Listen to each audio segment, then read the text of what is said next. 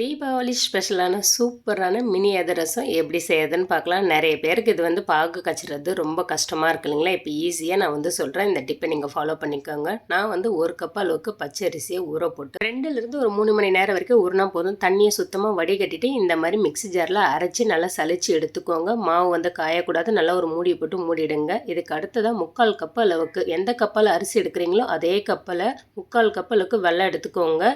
கொஞ்சமாக தண்ணி சேர்த்துட்டு கொதிக்க விட்டுட்டு இந்த மாதிரி ஒரு கம்பி இல்லைன்னா தக்காளி பதம் அளவுக்கு வந்தால் போதும். கூடவே சுக்கு பொடி ஏலக்காய் பொடி சேர்த்துட்டு அதுக்கடுத்த சளிச்ச மாவை கொஞ்சம் கொஞ்சமாக சேர்த்துக்கலாம். கூடவே கொஞ்சம் நெய் சேர்த்துட்டு நல்லா மிக்ஸ் பண்ணிவிட்டு நல்லா மூடி வச்சுருங்க. 2 நாள் வரைக்கும் அப்படியே மாவு செட் ஆகட்டும். இதுக்கு அடுத்தது ஒரு பேப்பரில் கொஞ்சமாக எண்ணெய் தடவிக்கிட்டு சின்ன சின்னதாக உருண்டைகளை தட்டி இந்த மாதிரி வடை போல் எடுத்துக்கோங்க.